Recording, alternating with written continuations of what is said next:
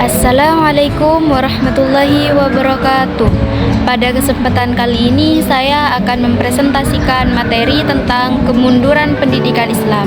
Materi ini membahas perjalanan pendidikan Islam setelah masa kejayaannya, penyebab terjadinya kemunduran, dampak yang ditimbulkan, serta berbagai upaya yang dapat dilakukan agar pendidikan Islam dapat bangkit kembali dan mampu menjawab tantangan perkembangan zaman. Perkenalkan, nama saya Fatimatuz Zahra dari kelas PAIA 25. Pada kesempatan kali ini saya akan menjelaskan mengenai kemunduran pendidikan Islam yang menjadi salah satu bagian penting dalam sejarah perkembangan pendidikan Islam. Pendidikan Islam pernah mengalami masa kejayaan, terutama pada masa dinasti Abbasiyah. Pada masa itu, umat Islam berhasil menjadi pelopor dalam pengembangan ilmu pengetahuan dan teknologi. Banyak ilmuwan muslim yang lahir dan menghasilkan karya-karya besar yang menjadi rujukan dunia. Selain itu, lembaga pendidikan seperti Bait Al-Hikmah menjadi pusat penerjemahan, penelitian, dan pengembangan ilmu pengetahuan.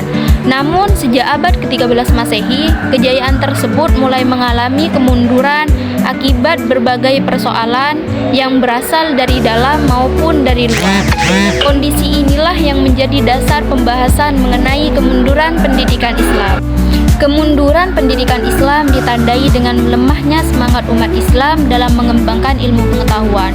Tradisi berpikir kritis dan penelitian mulai berkurang, sehingga kreativitas serta inovasi dalam bidang ilmu pengetahuan tidak berkembang seperti sebelumnya. Pada masa ini, masyarakat lebih banyak mengikuti pendapat ulama terdahulu tanpa berusaha mengembangkan pemikiran baru. Akibatnya, pendidikan Islam kehilangan perannya sebagai pusat kemajuan ilmu pengetahuan yang sebelumnya sangat dihormati oleh dunia. Kemunduran pendidikan Islam tidak terjadi secara tiba-tiba, melainkan dipengaruhi oleh beberapa faktor. Secara umum, faktor-faktor tersebut dibedakan menjadi dua, yaitu faktor internal dan faktor eksternal. Faktor internal berasal dari kondisi umat Islam sendiri, sedangkan faktor eksternal berasal dari tekanan, peperangan, dan perkembangan dunia luar yang memengaruhi kemajuan pendidikan Islam. Faktor internal yang menyebabkan kemunduran pendidikan Islam antara lain melemahnya tradisi intelektual, sehingga kegiatan penelitian dan pengembangan ilmu semakin menurun. Selain itu, muncul anggapan bahwa pintu ijtihad telah tertutup, sehingga semangat untuk melakukan pembaruan pemikiran semakin berkurang. Perpecahan politik dan konflik di kalangan umat Islam juga membuat perhatian terhadap pendidikan menjadi menurun. Ditambah lagi dengan kemerosotan moral sebagian pemimpin yang lebih mementingkan kekuasaan daripada kemajuan ilmu pengetahuan, sehingga perkembangan pendidikan Islam menjadi terhambat. Selain dipengaruhi oleh faktor internal, kemunduran pendidikan Islam juga disebabkan oleh faktor eksternal. Perang salib yang berlangsung selama bertahun-tahun menyebabkan banyak wilayah Islam mengalami kerusakan. Kemudian, serangan Mongol yang menghancurkan Baghdad pada tahun 1258 Masehi mengakibatkan musnahnya perpustakaan, pusat pendidikan, dan berbagai karya ilmiah yang sangat berharga. Di sisi lain, dominasi perdagangan Islam mulai melemah.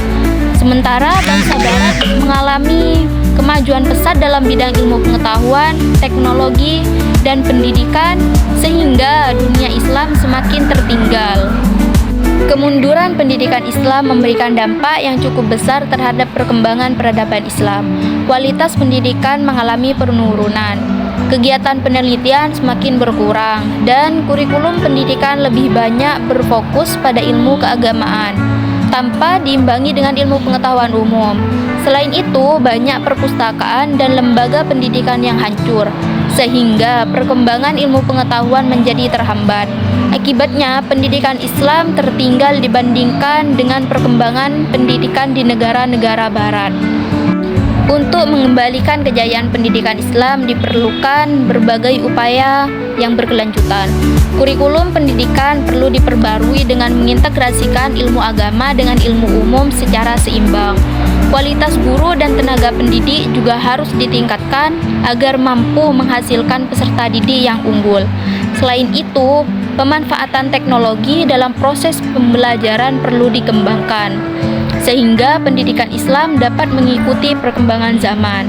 Semangat ijtihad harus dihidupkan kembali, agar lahir pemikiran-pemikiran baru yang mampu memberikan solusi terhadap berbagai persoalan kehidupan. Dengan demikian, pendidikan Islam akan kembali menjadi pengembangan ilmu pengetahuan yang bermanfaat bagi masyarakat. Demikianlah materi yang dapat saya sampaikan mengenai kemunduran pendidikan Islam. Semoga penjelasan ini dapat menambah pemahaman kita tentang pentingnya menjaga tradisi keilmuan dan terus melakukan pembaruan dalam dunia pendidikan Islam. Saya mengucapkan terima kasih dan mohon maaf apabila terdapat kekurangan dalam penyampaian. Assalamualaikum warahmatullahi wabarakatuh.